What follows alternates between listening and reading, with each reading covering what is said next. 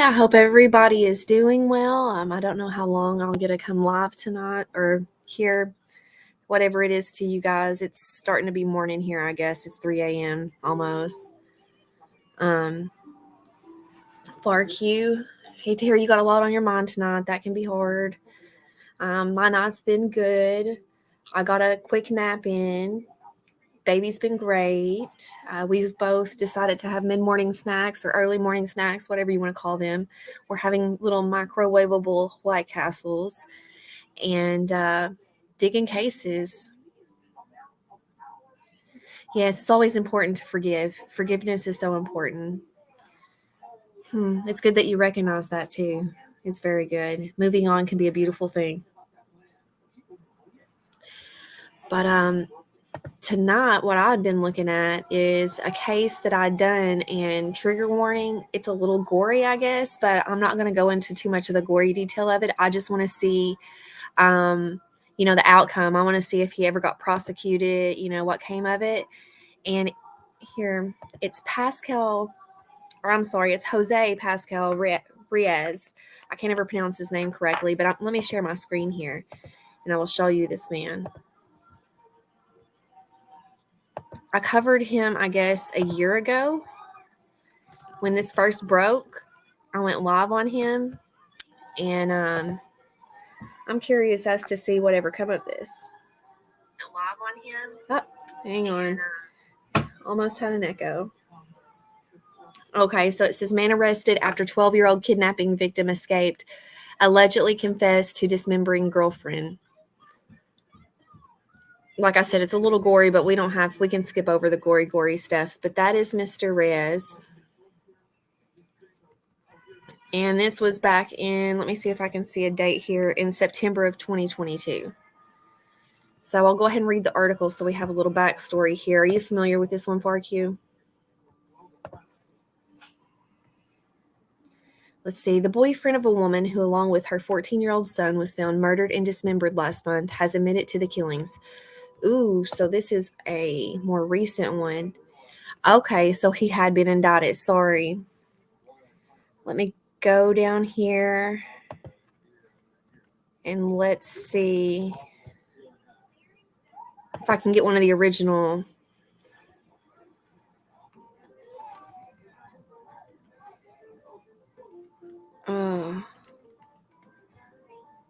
Let's see here.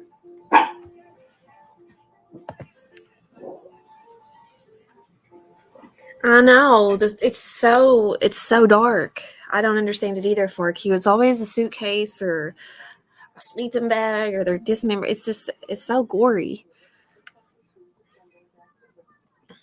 So, anyways, obviously this man killed his girlfriend, and luckily the teen escaped and was able to tell someone, so he's caught.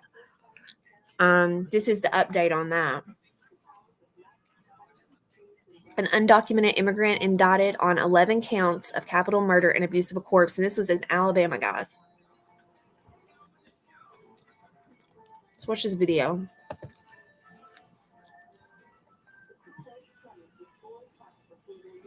If it will let us.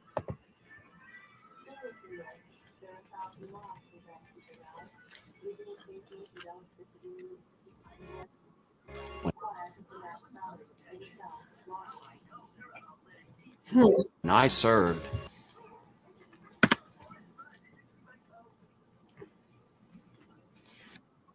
My work was critical. Maybe if I pause it for a second, sometimes that works for me. I don't really know what that's accomplishing, but I think it works. And I don't feel like that's the case anymore. It got so bad that I was even thinking about suicide. Whatever.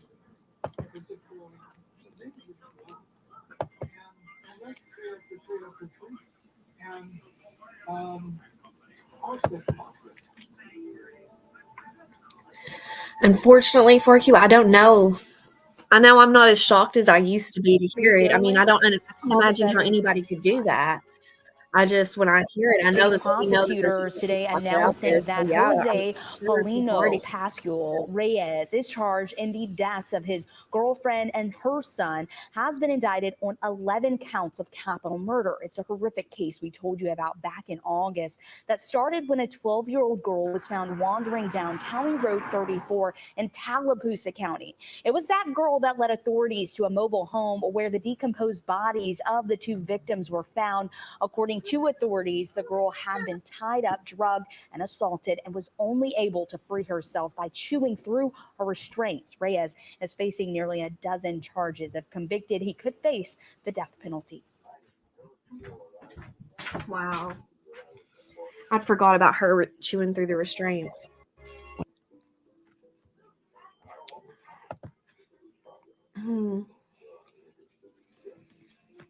There was another article over here that was a little bit newer or more of an update than what I'd originally had too.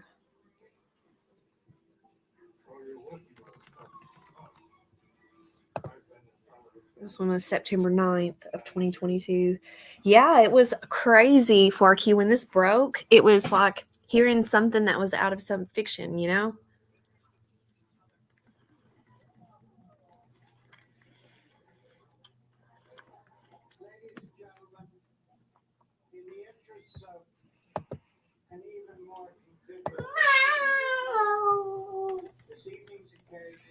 Jose Paulino Pascual Reyes, an illegal immigrant according to authorities, is accused of killing his girlfriend Sandra Vasquez Saya and her child, dismembering their bodies and disposing of them in their County Road 34 home while kidnapping Saya's other child, a 12-year-old girl.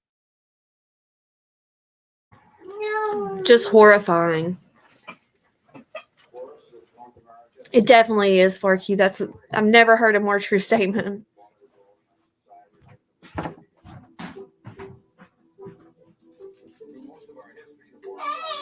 Just a second, baby. Give me just a second. I'll be right back.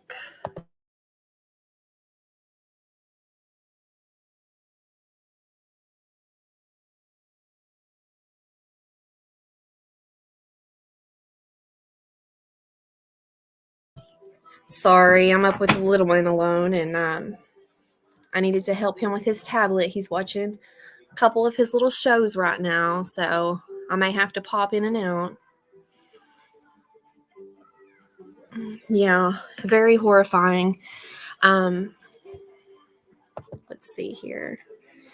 This article, like I said, was from September 9th of 2022, so it's the more recent one that I can find, says that Jose Paulino Pascual Reyes, I'm sorry if I butchered that, and that's anybody else's name. I'm not sorry for butchering his name, though. An illegal immigrant, according to authorities, is accused of killing his girlfriend, Sandra Vasquez, CJ, and her child. I don't even know how you pronounce that. Sia, and her child, dismembering their bodies and disposing of them in their County Road 34 home while kidnapping her other child, a 12-year-old girl. Reyes, 37, is currently facing 3 counts of capital murder, 2 counts of abuse of a corpse, and first-degree kidnapping. But testimony at Wednesday's preliminary hearing points towards more charges, including SA. Trigger warning, guys. This is not going to be pretty stuff to talk about. She said he stuck his private area into her private area, Harris said in court. Harris confirmed Alabama Attorney General Prosecutor Damon Lewis' statement that the incident occurred in the moments after the girl heard the last screams of her brother. Harris said the results of a rape kit are not yet complete. It may not be the first time Reyes has abused the girl. Reyes and her children previously lived in Kentucky. Harris said during the investigation of the case in Tallapoosa County, alleged previous abuse was discovered. I'm really butchering these names tonight. I think a 14-year-old boy and his mother, and then the little girl that chewed through the restraints that he allegedly essayed is 12, or was 12 at this time. He had a grand jury indictment in September 2021 for SA in regards to the same girl. Reyes was in the Tallapoosa County District Courtroom of Judge Kim Taylor to see if there was enough evidence for the case to proceed. Reyes was wearing a medical mask while his hands were cupped at his waist. He was also in leg irons. An interpreter translated every word of the proceedings to Reyes, who was clad in black and white striped jail garb. Ooh. The hearing was held in Alexander City to allow more security. The Tallapoosa County Courthouse Annex in Alexander City has a Sally Port, a secured entry port, with the courthouse in Dadeville does not, so they had to do it at a different courthouse for security reasons, looks like. Harris said a call of a girl wandering down County Road 334 came into the Tallapoosa County 911 Center in Dadeville. An officer from the Camp Hill Police Department responded, as did deputies with the Tallapoosa County Sheriff's Department. Harris was quickly on the scene, as well as briefly speaking with the girl. She looked tired, dazed, and confused, said Harris. She informed me that she had been held inside the house by her stepdad, and she said that she had been fed tequila, Rice Krispie treats, and hadn't heard from.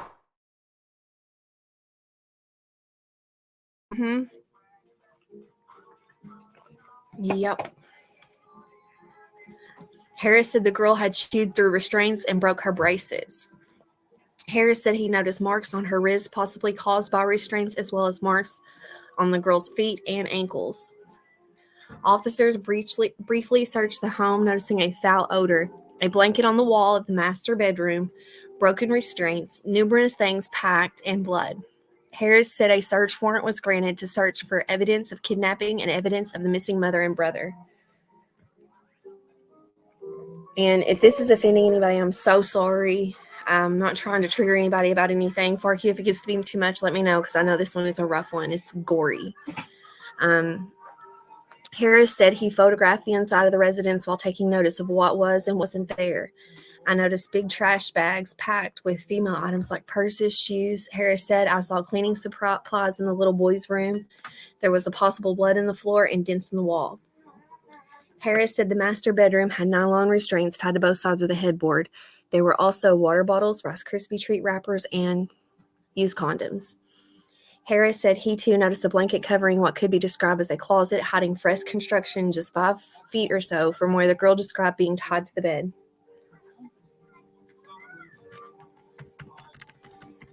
It looked fresh and there was a smell. Harris said it appeared to be sheetrock that had been recently installed, blocking part of the closet, and just behind it was a plastic taped up what then he removed. I noticed a lot of sheetrock, white powder, female shoes, makeup, and clothing, Harris said.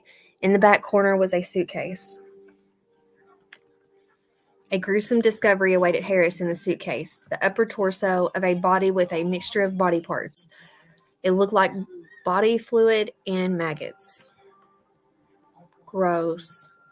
I'm so glad I'm finished snacking. Oh, I was not prepared for this. This is the first I've seen this, guys. I never looked back in to get an update after this broke. Harris said the suitcase was sealed in a body bag with the help of the coroner and immediately taken to the Alabama Department of Forensic Sciences in Montgomery to confirm human remains.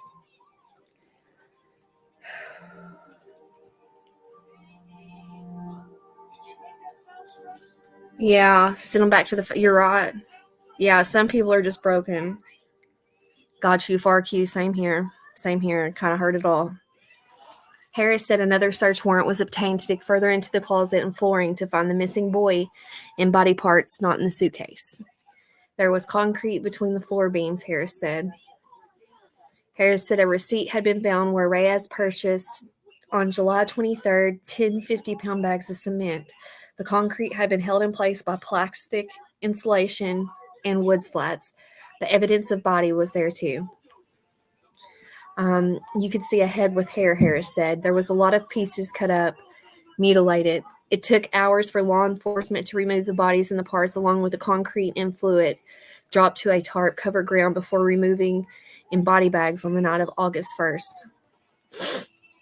Harris said the torso of the boy had a blade broken off from a jigsaw, and an x-ray of his head revealed 7 nails from a nail gun. Harris said numerous tools such as saws and nail guns were taken from the home. Harris also said there was a burn pit in the backyard with what appeared to be bones and the hardware from drawers missing from the boy's room. Preliminary autopsy reports show blunt force trauma to both deceased victims and the nails to the boy's head. Harris said the Alabama Department of Forensic Science is awaiting DNA results to confirm the boy found in the home is her son. Harris said it appeared Reyes attempted to clean the scene and hide the smell using laundry detergent beads, but a luminol test showed blood all over the home, in the boy's bedroom, living room, master bathroom, and master bedroom. Hey, Rebel City, how are you? How's your night been? We're reading an update on a case that's kind of gory, so trigger warning. It gets pretty crazy, but leading to the deaths and the girls escaped, Reyes had texted his boss about needing time off to deal with a family issue and needing to go out of state. Those texts started on July 21st, and Reyes returned to a construction site in Auburn for work on July 26th. Reyes was arrested on August 1st on an Auburn construction site. Reyes did talk to law enforcement through an interpreter from the Department of Homeland Security. Harris said Reyes gave a possible motive. He said that the lady slept with his best friend in his bed. Harris said he suffocated and killed her. He killed the boy by kicking him in the chest. He indicated that the kids really didn't care for him. Wonder why, asshole. Oh, sorry, guys. Wow, that was more detail than I ever expected to stumble up onto, though. Poor guys. Not the man that done it. The kids that had to go through it, the lady. It's a damn shame. Okay, well, let's see. I think that's probably all the updates on this one. We might have to find something else to dig if MJ's going to let me stay on for a minute. I'm never sure how long this baby's going to let me.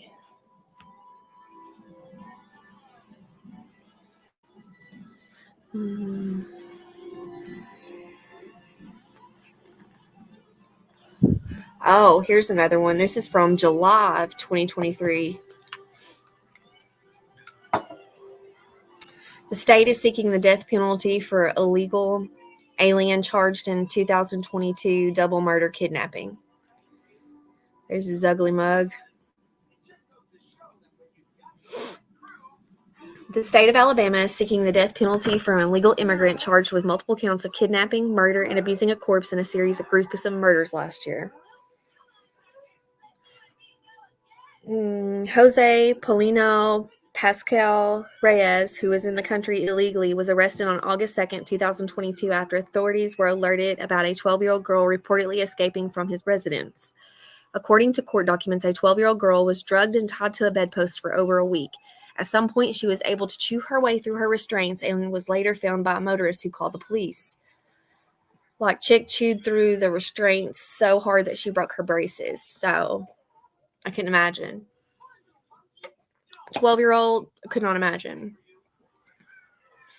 Upon investigating Pascal Reyes' residence, the police discovered two dismembered, decomposing bodies. The first body was identified as Sandra Vasquez Sija. I do not know if that's the way you say the last name. You all let me know if you think it's different.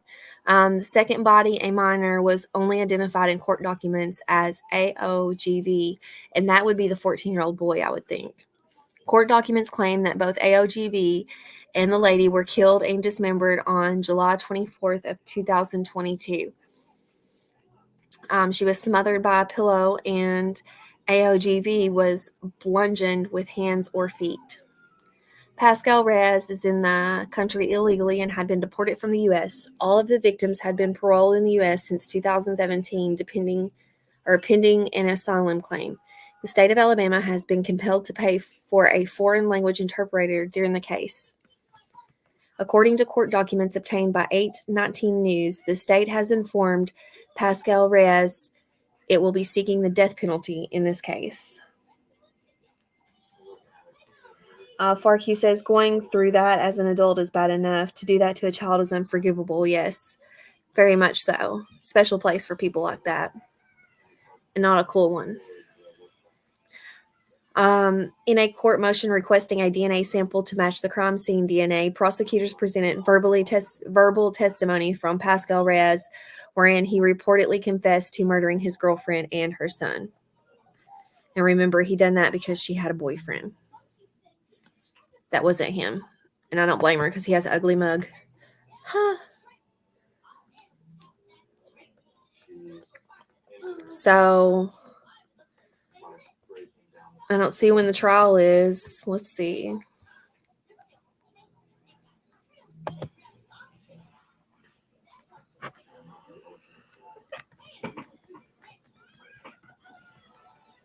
I'm just going to skim through this article and see if it mentions when the court date is.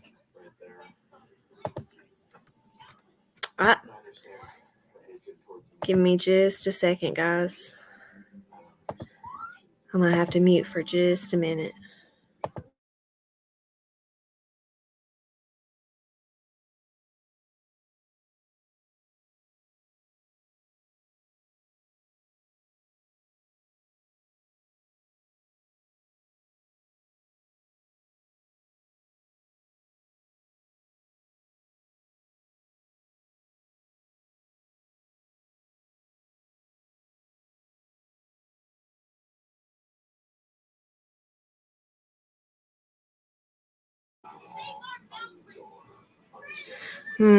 Yeah, I haven't made coffee yet. That's on the list, though. It's definitely on the list. I just haven't decided if I'm going to try to go back to sleep when the baby does, or if I'm going to try to rally on and stay up. And if I try to rally on and stay up, then I'll make me some coffee. You'll have to tell me what a dunny is because I'm going to Google it, actually. I'm far too nosy to wait.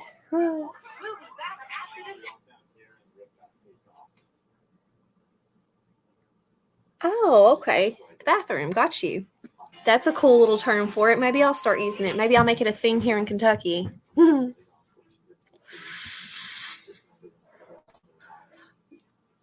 Well, now that we looked over this, I'm not sure where I want to go next.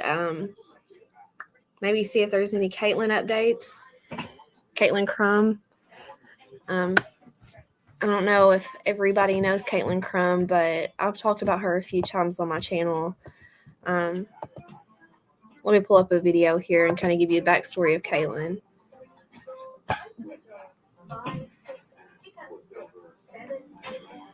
I went through my missing thumbnails today, and a lot of them's been found. It was actually a very good day to check for updates. Here, let me share this other screen.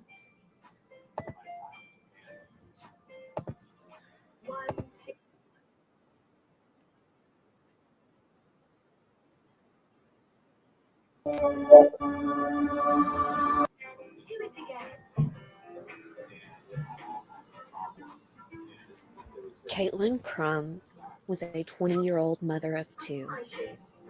Those who knew her would tell you that her two girls were her entire world.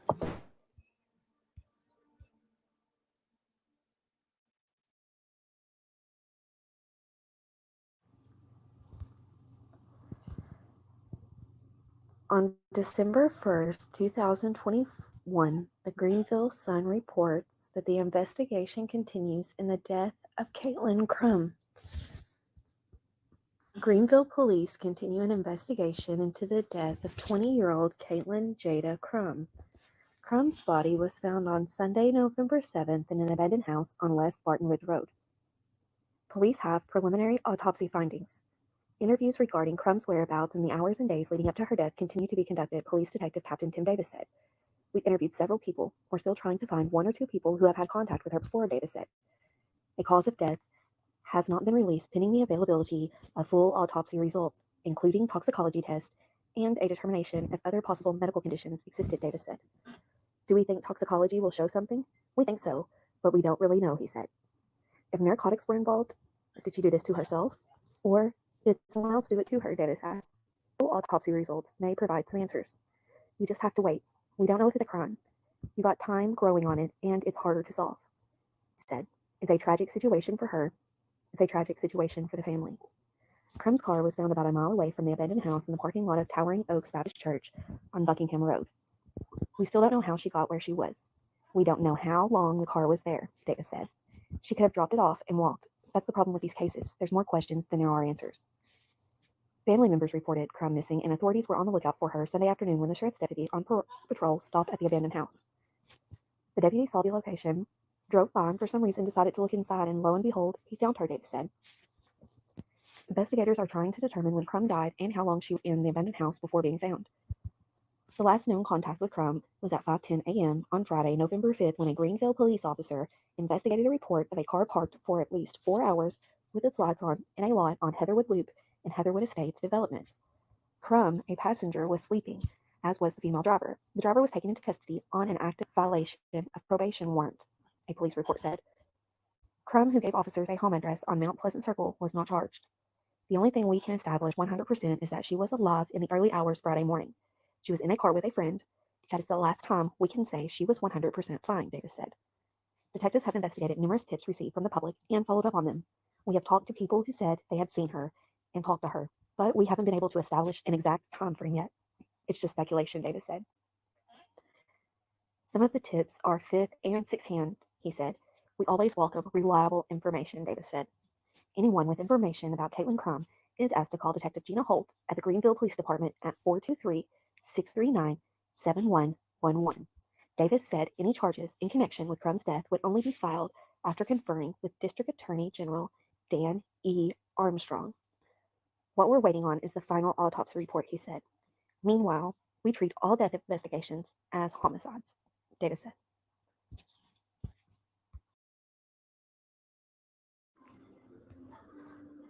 On November 8, 2021, WJHL reported that Greenville police are investigating after a body was found in an abandoned house.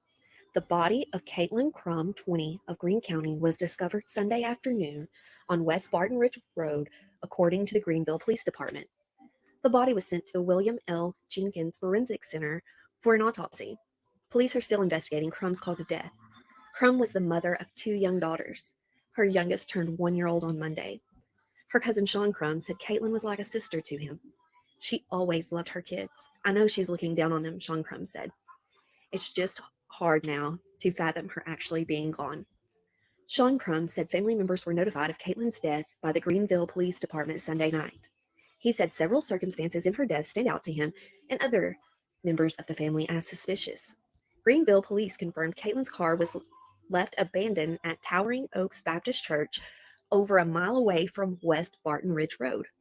Sean Crum said Caitlin was not known to be around that area of Greenville, and she did not like to walk long distances. He also said it was not like her to enter abandoned houses. Ashley Lynch, the aunt of Caitlin's children, said it was uncommon for Caitlin to go long periods without contacting family. It wasn't like her to disappear and not talk to anybody, Lynch said. Sean Crum said he believes the final time anyone in the family heard from her was Tuesday last week. Crum and Lynch both said they believe Caitlin's body was left by someone in the abandoned house after she died. I don't think for 1 second that she walked there, Sean Crum said. Something happened and she was dumped there. Caitlin's family, now dealing with the loss of a daughter and mother of 2, is looking for closure. When I say I want justice and my family wants justice, if it is the case that her body was dumped like we all believe, we want to know who did it and we want them to pay, Sean Crum said. They tossed her away like trash and she was much more than that. Anyone with information on the case is asked to contact investigators by phone or email. You can contact Captain Tim Davis at 423-787-6193 or the email on screen. You can contact Lieutenant David White at 423-783-2834 or at the email on screen. And you can contact Miss Gina Holt, who is the detective on this case, at 423-783-2815. Her email is on screen now as well. Caitlin Crum, 20-year-old, mother of 2, her whole life ahead of her, taken from this life too soon, disregarded like trash, face down, barefoot, in an abandoned house. Her family still wants answers. Look at her face. It's a mother, someone's daughter. She was a sister, loved by so many. Her family still wants answers. We all do. We demand justice for Caitlin Crum. Share her face, tell her story, say her name. Sorry, I was trying to cut it before that started. And then I only see the Caitlin Crum update that I shared last time I looked for a Caitlin Crum update. But instead of reading the article, I thought we would watch, I think I found a video for it. So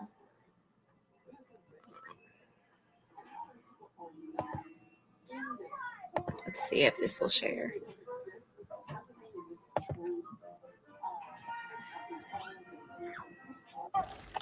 So, I got a DUI. Mom, Dad, why didn't you just call someone for a ride? I wasn't thinking ahead. I didn't think I was going to get caught. Don't worry, there's no way about that. Sorry. Grand jury in Greene County has indicted a man in connection with the death of a 20-year-old named Caitlin Crum. According to Greenville police, 32-year-old facing charges in this case. Tonight, News 5's Kylie Hill spoke with Caitlin Crum's mother, who says she still has many unanswered questions. A family member shares their concern since the beginning. Uh-oh. I think somebody did this to her. And I think that someone put her body in that house and drove her car to that church and left it. And now, with a man facing charges in the case, a grieving mother shares with us her emotions. I started screaming and crying. And I was like, thank you, God. Thank you, God. I just couldn't believe it. It was like I had anger and happiness.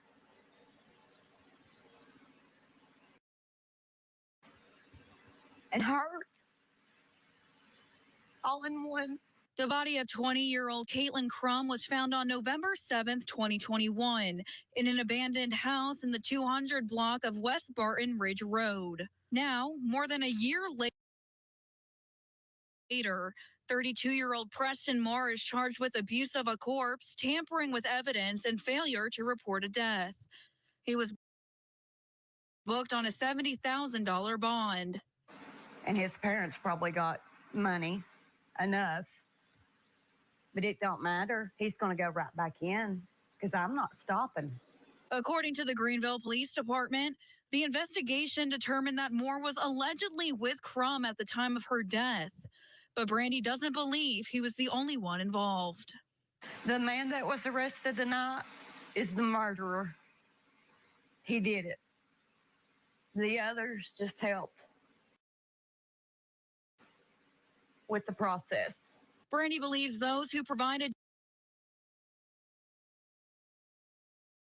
drugs to her daughter are responsible for her death, along with the disappearances of others in Greene County. I would be honored to have people in this community to come with me to court or whatnot. But if not, that's okay. I'll still back them for Danielle because she didn't deserve what they did to her either.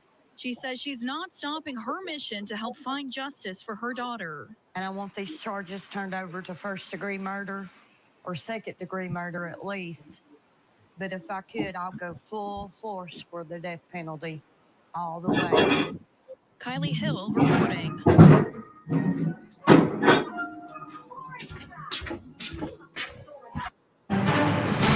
More than a dozen small business. Sorry, didn't mean to. Danielle, let me see if I can Google her. I always forget her last name. She was another girl in the Tennessee area there. Similar circumstances of Caitlin.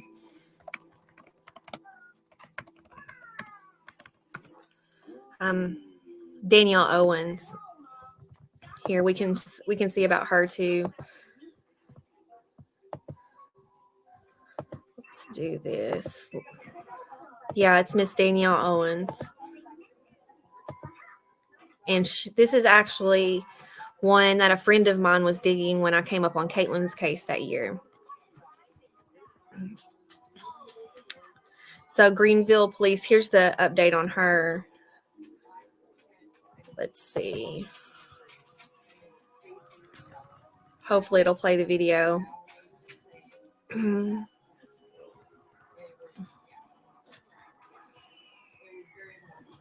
She was a 16-year-old, though. She wasn't quite as old as Caitlin. She was just a baby. They were both babies, but Danielle was definitely just a baby.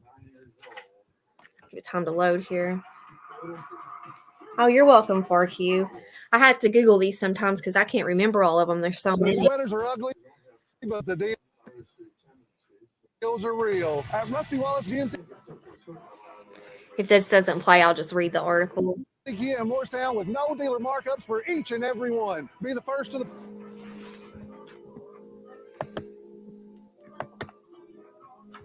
party in the 23 GMC Sierra 4x4 with $7,500 off. The 24 Kia K5 for $24,990 will be the gift of the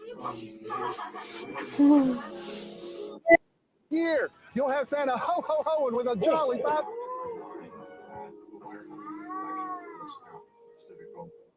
New at 6, the family of a girl found dead in a field is pleading for answers. It was about a month ago, Greenville police recovered the body of 16-year-old Danielle Owens.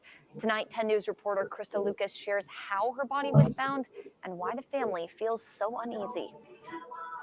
The loss of a child. It's hard to deal with. At the age of 16, she says her daughter was full of life. She loved music, loved to fix up, dress up. She loved to change her looks. Then one day something changed. Danielle wasn't picking up her phone. I keep trying to call, blow her phone up, trying to call. Greenville police say CID, their detective division, and TBI worked all together trying to find her. They spent hours and hours walking the fields.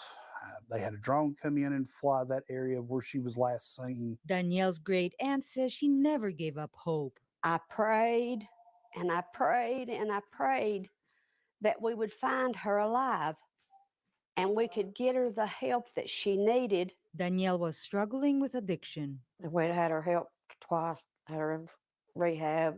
On February the 7th, Danielle was found in that cornfield. Captain Tim Davis says farmers found her. The farmers were clearing out a field, and they just came upon her. Since then, Danielle's family has been restless. We need to find out what happened to Danielle, and we need for the people to be charged and to go to jail for what they done to my niece. Looking to justify the loss of their child. Whoever did this to my daughter, I want all of them to pay. Right now, Greenville police say they're waiting for the final autopsy report. This can take anywhere between 10 to 12 weeks, depending on what they find. The sweaters are ugly. An update.